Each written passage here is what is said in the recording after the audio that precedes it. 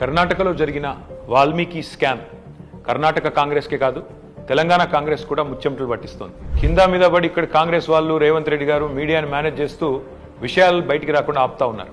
కానీ ఆ మబ్బులు కూడా తప్పకుండా 4-5 రోజుల్లో విడిపోతాయని నేను అనుకుంటాను. గవర్నమెంట్ డబ్బులు గవర్నమెంట్ అకౌంట్ల నుంచి అక్రమంగా ఏ కారణం లేకుండా సరిగ్గా పార్లమెంట్ ఎలక్షన్కు ముందు 180 కోట్ల రూపాయలు దారి మళ్లినాయి. కర్ణాటక ముఖ్యమంత్రి స్వయంగా సిద్ధరామయ్య గారు అసెంబ్లీలో ఈ వాల్మీకి స్కామ్లో భారీ ఎత్తున డబ్బులు దారి మళ్లినాయని ఆయనే ఒప్పుకున్నారు.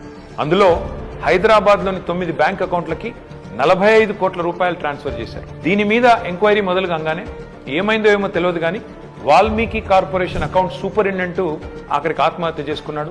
ఇవాళ ఆయన కుటుంబం రోడ్డున పడే పరిస్థితి. బ్యాంక్ అధికారులతో సహా 11 మందిని ఈడీ అరెస్ట్ చేసింది. కర్ణాటక నుండి మన తెలంగాణకు అక్రమంగా ఈ డబ్బు ఏ అకౌంట్లలోకి వచ్చింది, ఆ అకౌంట్లు ఎవరివి, ఈ తీగ లాగితే తెలంగాణ కాంగ్రెస్ డొంక మొత్తం కదులుతా ఉన్నది. మొన్న పార్లమెంట్ ఎన్నికల్లో తెలంగాణ కాంగ్రెస్ పార్టీ తన ఖర్చులకు ఈ డబ్బులే వాడినట్టుగా అనిపిస్తా ఉంది.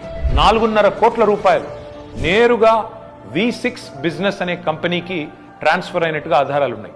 ఈ V6 బిజినెస్ కంపెనీ ఓనర్ ఎవరు? SIT, CID, ED ఈ దాడులన్నీ జరిగిన తర్వాత కూడా మన తెలుగు మీడియాలో ఈ వార్తలు రాకుండా అడ్డుకుంటున్నది ఎవరు?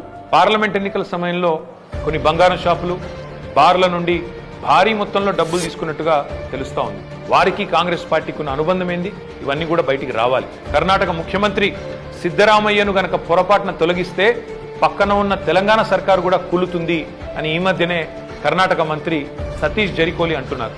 మరి కర్ణాటక కాంగ్రెస్ తో తెలంగాణ కాంగ్రెస్ కు అంతలాగా పెనవేసుకున్న ఈ అనుబంధం ఈ వాల్మీకి స్కామేనా? ఈ వాల్మీకి స్కామ్ లో భారీ మొత్తంలో వాటా తెలంగాణ కాంగ్రెస్ నాయకులకు కూడా చేరిందని ఆధారాలు దొరికినా ఈడీ ఎందుకు మౌనంగా ఉంటుంది? అసలు తెలంగాణ కాంగ్రెస్ నాయకుల మీద దర్యాప్తు జరగకుండా రక్షిస్తున్నది ఎవరు? పార్లమెంట్ లో గాయ చేసుడు తప్ప బయట మాత్రం ఏమీ తమ సొంత పార్టీ అవినీతి మీద నోరు విప్పని రాహుల్ గాంధీ ఖచ్చితంగా నోరు విప్పాలి. ఈ వాల్మీకి కార్పొరేషన్ గుట్టు విప్పాలని చెప్పి నేను డిమాండ్ చేస్తా ఉన్నాను.